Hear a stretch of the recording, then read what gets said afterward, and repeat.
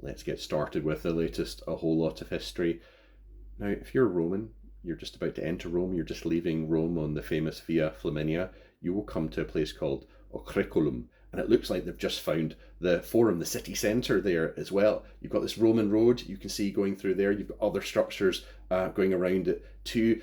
This is a vital Tiber river port as well. It's also on the main highway in and out of Rome. So the locals are going to show off. So they've got this, looks like you've got the Roman road up there and you've got this structure next to it. A very impressive structure. It's actually an octagonal fountain, and Roman fountains, ornamental fish ponds are a way of showing that you're wealthy and important, and they've stuck the local inhabitants right next to this really nicely made Roman road. So essentially this is kind of like marketing. They're showing off, look at the amazing carved architectural elements on this too.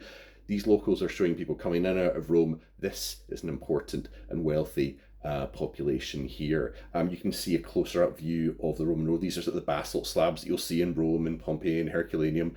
Possibly you've got some wheel rut marks on it too. We're going to go to China, early 15th century.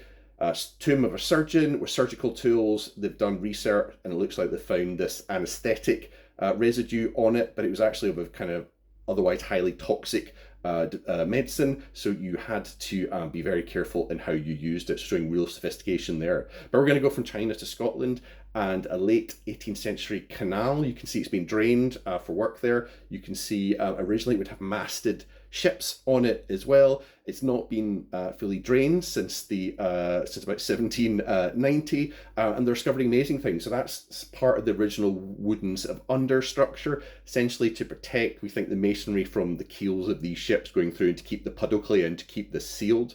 And now we're going to go to Germany, the Iron Age, an amazing 2,400-year-old structure.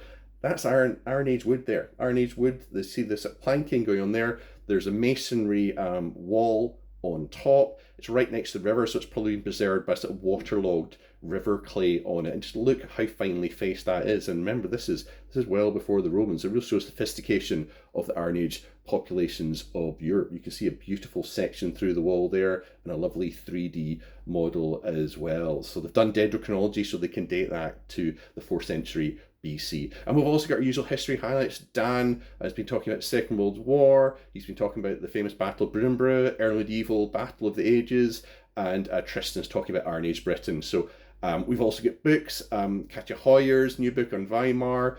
We're going to go to Norway and an exhibition in Stavanger on the world of the Vikings. So enjoy.